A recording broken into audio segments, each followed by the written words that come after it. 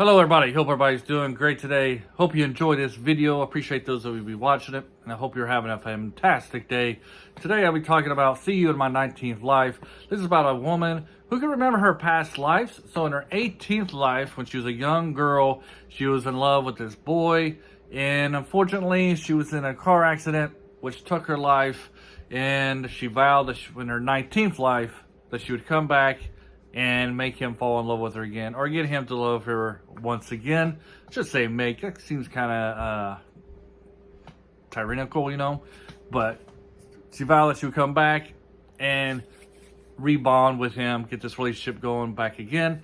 So that's basically what I'll See You in My 19th Life is about. It's about her trying to get this guy to fall back in love with her. And of course, you got your little subplots where his mother, our male lead's mother, died when he was young, and she ran a very good, very wealthy hotel, which has been going downhill ever since his stepmom took over. So he was wanting to rejoin this hotel and put this hotel back to the prestige it was when his mother was alive. Also, there's a little mystery going on whether the car accident was really a car accident or if there was something behind it. So you do get a little bit of mystery for you mystery lovers, but if you're a hardcore mystery lover, you probably would be disappointed because it's not the main focus of the story. The main focus is just her trying to get him to fall back in love with her, and helping this hotel get back to the prestige that it was. For me, this storyline was kind of hard to follow, only because I've been watching King the Land. Is that right? King the Land? At the same time, and their storylines were sometimes similar. The only way you could really separate them was by the fact that this one is about reincarnation. The reincarnation side of this, I was kind of disappointed because it didn't really play a big role into the storyline overall. You could probably just do without the whole reincarnation thing, to be honest. I don't know. They should have just, what I'm trying to say is, I guess, is that they should have just had two people meeting, in this lifetime, and she loves him, and they love each other, and they're trying to get this hotel back to its former prestige to help out the mother. Because the reincarnation part didn't really play any really significant role, really at all.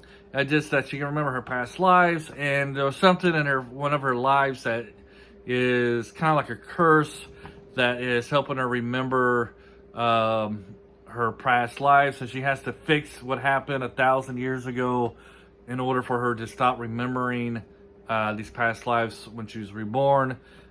Supposedly this is the way she could be more happier, but it kind of feels like it's more for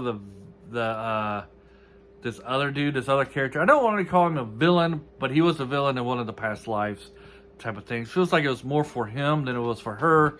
And quite honest, I don't know, maybe because I'm in America and don't really care that much about reincarnation. However, I just thought that part of the story was kind of useless. Didn't really play. It would have been better if somehow they could have made it more relevant to what was going on in the present time, and then that would probably would have made it more of like a fantasy show. Well, I mean, it is kind of fantasy. I mean, you are talking about reincarnation, but it probably would have made it more of a fantasy type of thing, But I just feel like the reincarnation part of the story was kind of pointless, and the show would have probably been better without it, in my opinion. Especially because of the ending of this. You do have, if you're somebody, this is kind of like a spoiler, but if you're somebody who likes like a hardcore ending, like a definite ending, this probably won't be for you. I mean, you do get you get pretty much know what's going to happen into the future after the series ends, but it is still kind of open to the series. And the premise is that she's kind of cursed, and since she's going back in her 19th life, she's kind of rekindling the relationship she had in her previous life and the life before that. She meets her niece, who was just a little girl when she died in her 17th life. because she can remember them and she's reconnecting with them, she's kind of setting them up to all get sick and die type of thing. That's why she needs to figure out what happened to her past so she can stop remembering what's going on into the future. You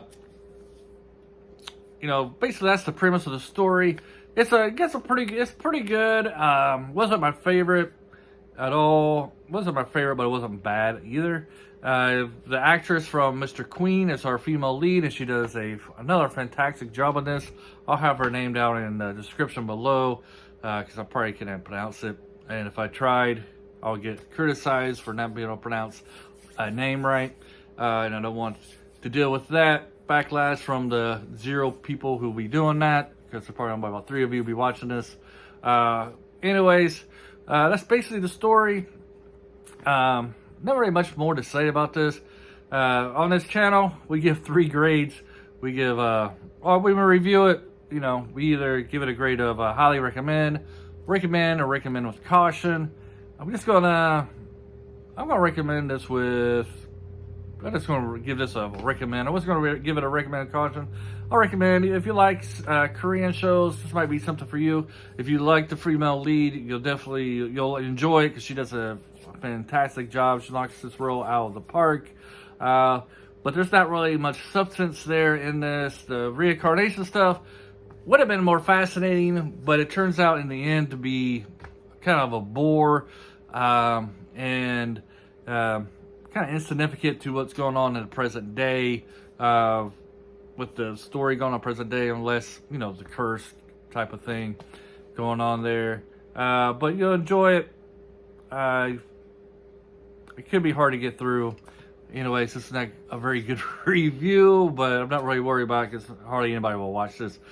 Have a great day, and I'll see you, well, you'll see me in the next video, and I promise it will be a better review. Bye.